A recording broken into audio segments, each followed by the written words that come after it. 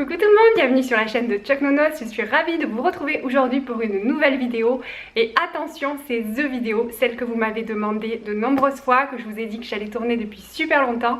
Ça y est, je trouve enfin le temps de la tourner. Il s'agit de la vidéo convaincre ses parents ou son conjoint ou peu importe son colocataire, convaincre la personne avec qui on vit d'avoir un chien.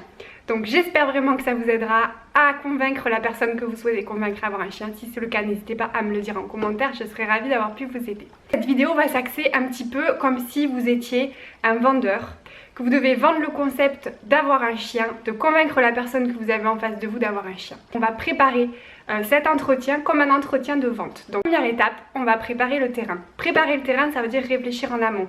Vous devez savoir qu'un chien, c'est sur le long terme, qu'on en prend pour 10 ou 15 ans, qu'il faut assurer financièrement, qu'il faut que vous ayez les moyens de le nourrir, de lui payer les frais vétérinaires, etc. Il faut que vraiment vous ayez listé tout ce que ça implique et que vous soyez conscient de ça pour montrer à la personne que vous avez en face de vous que vous avez bien réfléchi. Deuxième étape, toujours dans la phase de préparation, vous allez en fait lister toutes les raisons pour lesquelles vous voulez avoir un chien, parce que vous avez envie, vous adorez les animaux, vous avez envie d'en avoir un, parce que vous avez envie de vous mettre au sport et que ce chien là vous allez faire du footing avec, parce que vous avez envie de faire une activité, de l'agility, peu importe, enfin voilà, vraiment vous listez ce que ça vous apporterait, du bonheur, une présence, etc. Vous listez tout ça. Et ensuite, ce qu'il faut que vous sachiez, c'est que vous devez vous adapter à votre interlocuteur. Donc, la personne que vous avez en face de vous, il ne faut pas oublier que quand vous allez négocier, ce jour-là, elle va être réticente puisqu'à la base, elle ne veut pas de chien. Donc, il faut essayer d'identifier pourquoi cette personne-là ne veut pas de chien. Donc, son frein, en fait, qu'est-ce qui la freine ? Et vous allez pouvoir trouver différents types de personnes. Ça peut être lié à l'argent, la personne va vous dire un chien ça coûte cher, etc. J'ai pas envie d'investir. Ça peut être lié au confort, non j'ai pas envie de m'embêter à le sortir le soir et le matin. Ça peut être lié à la nouveauté, quelqu'un qui a jamais eu de chien, qui ne sait pas ce que c'est. Ça peut être lié aussi à la sécurité, par exemple si vous avez un petit frère en bas âge, peut-être que vos parents ils vont dire ah ben non j'ai peur par rapport à ton petit frère si le chien est brusque, etc. Vous allez lister, puisque vous connaissez la personne auprès de qui vous voulez négocier, vous allez lister en fait elle ce qu'elle va vous dire, pourquoi elle va vous dire non. Comme ça vous allez préparer votre argumentaire en fonction de ce qu'elle va vous dire. Quelqu'un qui va vous dire ah ben non un chien ça coûte cher, je n'en veux pas, vous allez pouvoir dire ok je suis conscient qu'il faut assumer les croquettes et les frais vétos, mais voilà papa, maman, ben si vous êtes prêt à me faire cette joie d'avoir un chien, ben moi je veux bien que vous me réduisiez par exemple mon argent de poche pour participer un petit peu financièrement au chien, ou alors j'irai faire quelques heures de babysitting le samedi soir, etc. Ça peut être par rapport à l'argent. Quelqu'un qui va être qui va pas vouloir s'occuper du chien, vous pouvez lui dire je m'engage à m'en occuper, au contraire ça va me responsabiliser, etc. Vous axez vos arguments par rapport aux freins de la personne. Ensuite, vous devez préparer le moment idéal pour avoir cette négociation. Le moment idéal, ça veut dire ne pas négocier, ne pas entamer cette discussion avec vos parents s'ils rentrent du travail, qu'ils ont eu une journée pourrie, qu'ils sont énervés, qu'ils se sont disputés, etc. Pareil, votre conjoint, si vous venez de vous disputer avec ou qu'il n'a pas passé une bonne journée, vous attendez. Il faut que vous attendiez un moment où la personne est calme et détendue, qu'elle soit ouverte au dialogue.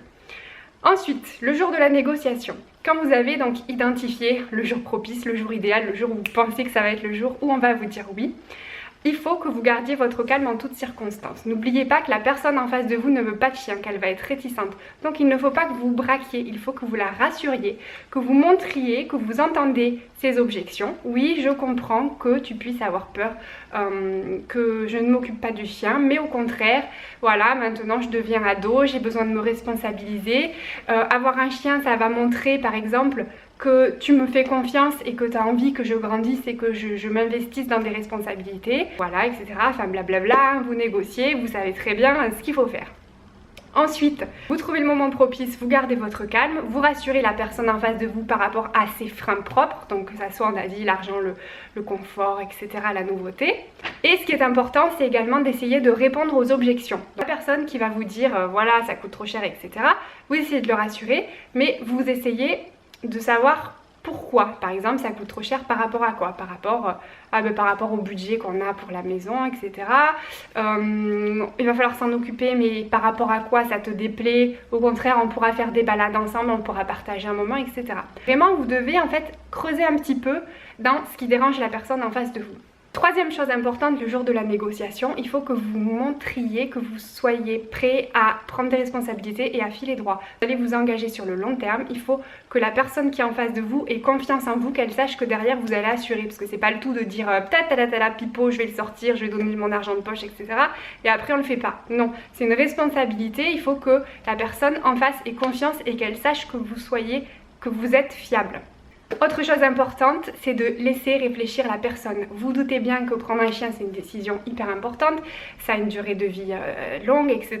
Vous ne pouvez pas vous attendre après, tac, coup de magie, ça y est, j'ai super bien négocié, mes parents vont me dire oui ou mon mari va me dire oui dans l'heure. Non, il faut que vous le laissiez réfléchir, que vous le laissiez mûrir cette idée. Et par contre, soyez malin, gardez l'initiative de la relance, c'est-à-dire vous filez doux. Donc après la négociation, pareil, n'allez pas faire de bêtises, avoir de mauvaises notes, que sais-je encore, enfin voilà, soyez clean.